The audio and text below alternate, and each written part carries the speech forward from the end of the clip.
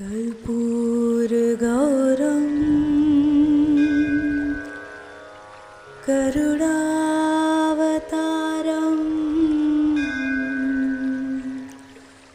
संसारसारं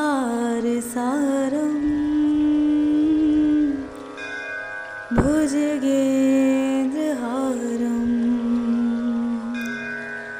सदा वसन्तं हृदयारविन्दे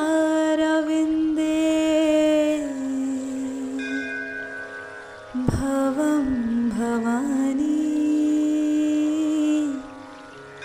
सहितं नमामि।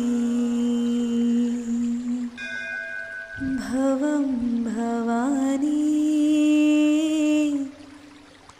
सहितं नमामि। दोस्तों, मैं पंडित अनिल मिश्र राष्ट्रीय कल्चर साहब से संबंधित हूँ। अभी आपने थंबनेल में देखा होगा कर्पूर गौरम आरती के बारे में आज हम एक आपको वैज्ञानिक कारण देना चाहता हूँ। और ये वैज्ञानिक कारण हम लोगों का बनाया हुआ नहीं है। हमारे जो वेदों और शास्त्रों को पढ़े वाले हमारे जो पुराने जो विद्वान लोग थे, हमारे बड़े बड़े जो आचार्य लोग थे, हमारे महर्षि लोग थे, उन्होंने ये विधान वेदों में डाला है कि हर अनुष्ठान के बाद आप अंत में कर्पूर गौरम आरती करेंगे, इसके बाद क्षमा याचना करेंगे। तो ये अनुष्ठान चाहे किसी का भी हो, जैसे पंचभूत देवता माने गए हैं, लक्ष्मी जी, सरस्वती जी, अपने जगदीश, भगवान जगदीश, ब्रह्मा विष्णु महेश तीनों कह लीजिए, गणेश जी कह लीजिए, सूर्य कह लीजिए, जिनकी भी उपासना आप कर रहे हैं, तो जब उनका अनुष्ठान हम करते हैं, उनके बारे में तपस्या करते हैं, ध्यान करते हैं, जाप करते हैं, उसके बाद अंत में इस उनकी आरती भी होती है। सबकी आरती होगी, उसके बाद भी अंत में कर्पूर गौरम आरती जरूर की जाती है। चाहे अनुष्ठान देवी का हो, चाहे गणेश जी का हो, चाहे किसी का भी हो, अंत में कर्पूर गौरम आरती की जाएगी। और उसका वैज्ञानिक कारण जो महात्माओं ने निकाला वो ये निकाला कि जब भी हम किसी भी देव की जब हम आराधना करते हैं, पूजन अर्चन जाप तप करते हैं, तो पहले मतलब जो देवता रहते हैं वो बिल्कुल शून्य रहते हैं, मतलब इनिशियल स्टेज में रहते हैं। जब हम जाप करते हैं तब उनमें जागरण होता है, उनके अंदर इलेक्ट्रॉन जो कहना चाहिए, अगर एटॉमिक थ्योरी में जाएं तो इलेक्ट्रॉन मूवमेंट बढ़ता है, उससे उनके उसमें उग्रता आती है। और वो उग्रता हमारे अवचेतन मन में आएगी, क्योंकि हम उनको अंदर से जाप कर रहे हैं। आपको बाहर अदृश्य हो, अंदर वो अवचेतन मन में ये उग्रता बढ़ती है। तो कोई भी अनुष्ठान पूरी सौम्यता पे ख़त्म होना चाहिए, लेकिन उसके लिए हमारे पास कोई थर्मामीटर या मॉनिटर नहीं है। इसलिए विद्वानों ने, महात्माओं ने अंत में ये रखा है कि अंत में सब करने के बाद आप कर्पूर गौरम आरती करिए। इसके करने से जो उग्रता है वो शांत होकर फिर से सौम्यता आपके अवचेतन मन में आ जाए। और ये विधान सबसे पहले ब्रह्मा जी को अर्धनारीश्वर भगवान ने या आदि शक्ति ने ही दिया था। और ये तब दिया था जब ब्रह्मा जी को ये कहा गया था कि आप सृष्टि का निर्माण करिए। और जब वो सृष्टि का निर्माण कर रहे थे, उस समय जब भी वो कोई मल्टीपल करते थे, कोई किसी चीज़ को बनाते थे, तो वो वहीं पर समाप्त हो जाती थी, बहुत बड़ी लाइफ नहीं ले पाती थी। तब उन्होंने तपस्या की, तब शंकर जी ने उनको ये वरदान और ये कारण बताया कि आप अपना स्वरूप बताने, अर्धनारीश्वर स्वरूप, आदि शिव आदि पार्वती। और उनसे कहा कि अब ये प्लस और माइनस 2 स्टेन में आप ये जीव पैदा करें, तब इनके संभोग से, संयोजन से सृष्टि का निर्माण लगातार चलेगा और ये दीर्घायु होंगे। इस कंसेप्ट को लेकर उन्होंने अर्धनारीश्वर की आरती भी बनाई, जो कि उस समय ब्रह्मा जी ने स्वयं बनाई, उनकी शंकर जी की प्रेरणा से। उस आरती का इसलिए विधान महात्माओं ने रखा अंत में कि जब ये आरती होती है तो उनका सौम्य रूप, शंकर जी का सुंदर स्वरूप और माता जी का स्वरूप, दोनों का स्वरूप आपके अवचेतन मन में बैठता है। आपने देखा कि कर्पूर गौरम आरती अंत में करने का कितना बड़ा महत्व है, कितना इसका सार है। अब मैं आपको इसका जो श्लोक है, इसका शाब्दिक अर्थ मैं आपको बताता हूँ। और शाब्दिक अर्थ सुनकर आप आत्मविभोर हो जाएंगे और चमत्कृत हो जाएंगे कि इतना सार छोटे से मंत्र में कैसे छुपाया गया। पहले आप मंत्र समझिए, कर्पूर गौरम कर्णावतारम, यानी कपूर के समान गोरे, है ना। गोरापन भी कई प्रकार का होता है। आपने सुना होगा दूध से सफ़ेदी, डैश डैश आई, या संगमरमर सा बदन। तो इस प्रकार से अलग अलग कलर के सफ़ेद होते हैं। उसी में कर्पूर जो गोरम है, यानी कपूर के समान गोरा। तो कपूर की खासियत क्या है? कपूर से एक अलौकिक सुगंध आती है। ऐसी जिनकी प्रतिभा से अलौकिक सुगंध का आभास होता है, ऐसे कर्पूर गौरम, कपूर के समान गोरे, करुणावतारम, करुणा के जो अवतार हैं, करुणा के अवतार एक शब्द लिख देने से उनकी पूरी, यानी शंकर जी की पूरी बायोग्राफी आ गई। अब समझ लीजिए कैसे। करुणावतारम यानी जितने भी जो मजिस्ट्रेट लोग हैं, जो हमारे मरने के बाद हमारे पुण्य और पाप की गठरी का अवलोकन करते हैं, वो मजिस्ट्रेट निष्ठुर टाइप के रहते हैं कि भाई ठीक है, इतने पाप इतने पुण्य और ये कैलकुलेशन, इतना इनको सुख मिल जाएगा, इतना इनको दुख मिलेगा, ये इन्हें बुरे काम के इसका दुख मिलेगा। लेकिन हमारे भोलेनाथ जी जो हैं, करुणा के अवतार हैं, वो देखते हैं कि अगर इसने निर्मल भक्ति की है तो इसकी जो भी इच्छा हो, इच्छा अच्छी हो बुरी हो, वो पूरी होना चाहिए, क्योंकि इसने इसके लिए मेहनत करी है, इसके लिए इसने तपस्या की है, परिश्रम किया है। तो ऐसे करुणा के अवतार कई बार खुद भी फंस चुके हैं। उदाहरण के रूप में आप देखेंगे तो भस्मासुर को उन्होंने वरदान दे दिया कि जिसके सिर पे हाथ धरेंगे वही भस्म हो जाएगा। वही इनके पीछे सिर पे हाथ धरने के लिए भागने लगा और इनको भागना पड़ा वहाँ से। तो ऐसे यानी इस प्रकार से करुणा के सागर ऐसे हैं कि जो इसमें फिर मजिस्ट्रेट वाला नियम नहीं लागू करते, वो बस ये मानते हैं कि प्रेम सबसे बड़ा और तपस्या सबसे बड़ी। तो ऐसे करुणा के अवतार, कर्पूर गौरम करुणावतारम संसार सारम।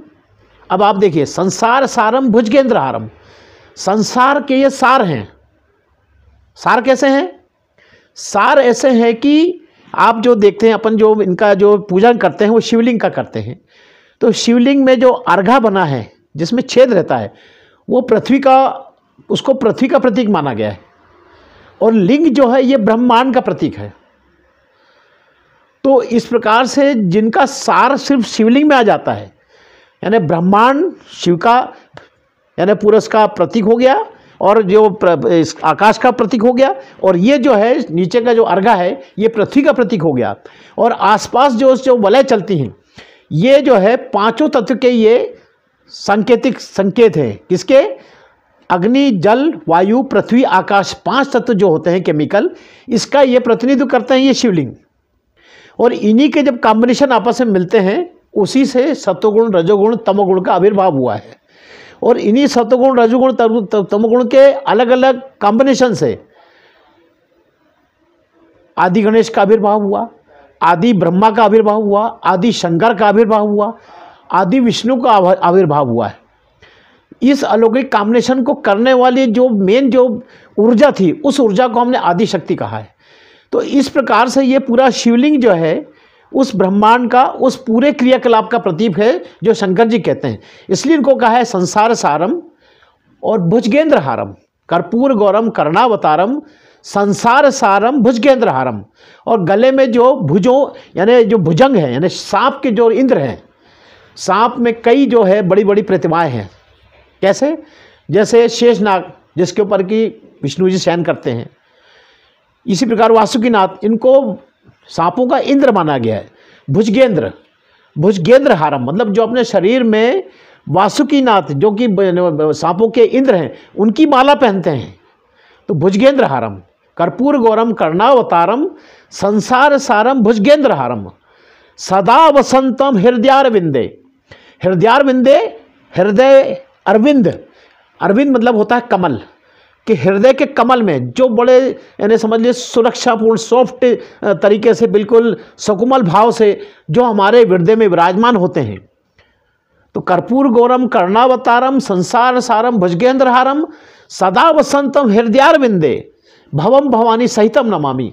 जो हमारे हृदय कमल में भवम, भवम यानी शंकर जी, भवानी मतलब माता जी, तो जो शंकर पार्वती हमारे हृदय में, हृदय रूपी कमल में हमेशा विराजमान रहें या रहते हैं, ऐसे शिव जी को नमस्कार करते हैं। ये पहले कर्पूर गौरम के पहले भाग का सार हुआ। अब आगे देखिए, मंदार माला कुलिताल काए। अब इसमें देखिए मंदार माला, मंदार मतलब अकाव की माला, कुलितालकाय। कुलित और ललित दो शब्द होते हैं संस्कृत में। ललित मतलब सुंदर और कुललित मतलब और भी अधिक सुंदर। मंदार माला कुलितालकाय, जो अपने शरीर पर अकाव, मंदार मतलब अकाव, जो अपने शरीर पर अकाव की सुंदर माला पहनती हैं, ऐसी माता मंदार माले कुलितालकाय। कपाल माला शशि शेखराय। अब देखिए इसमें एक शब्द जुड़ा है कपाल माला, इसमें कितना बड़ा सार छुपा हुआ है भगवान शंकर का। कभी जब मैं आपको अमरनाथ जी का वीडियो बनाऊंगा उसमें इसका डिटेल बताऊंगा, अभी सिर्फ शॉर्ट में बता रहा हूँ कि जब शंकर जी को कपाल की माला पहने देखा पार्वती ने पहली बार, तो उन्होंने प्रश्न किया कि आप एक कपाल की माला क्यों पहने हुए, क्यों पहनते हैं। तब उस गुप्त कथा को कहने के लिए पार्वती जी को शंकर जी अमरनाथ जी ले गए थे और उसका सार उन्होंने बताया था कि जितने बार आपने जन्म लिया, जितने बार आपने अवतार लिए, यानी 32 आपके 10 विद्या के 10 अवतार, 32 आपके दूसरे अवतार और 51 शक्तिपीठ जो बने हैं वैसे 51 अवतार।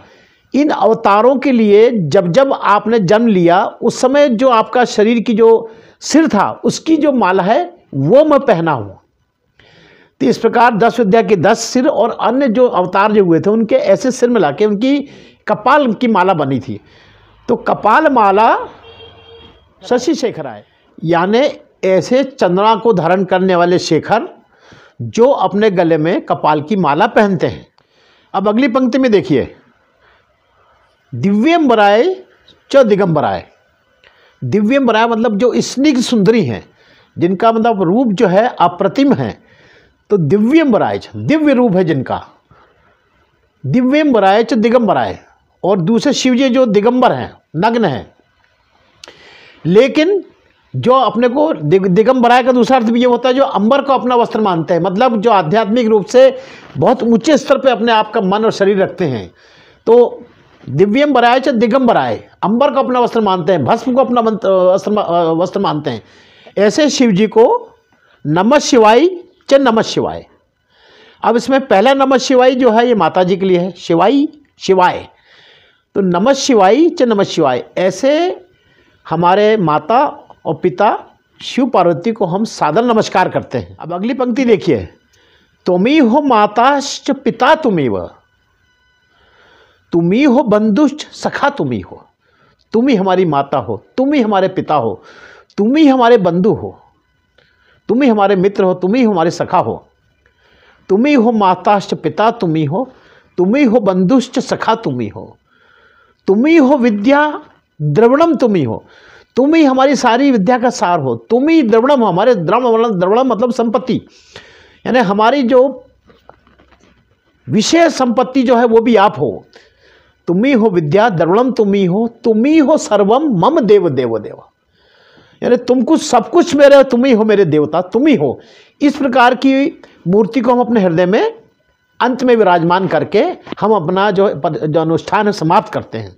ये इसका कर्पूर गौरम का सार है, जिससे कि जब हम उठें तो हमारे मन में एक स्निग्ध मूर्ति शिव पार्वती की रहे, यानी उनकी जो है वो मूर्ति नहीं रहे जिसमें कि उनका बड़ा रुद्र शरीर है और बड़ी बड़ी आंखें, लाल आंखें हैं।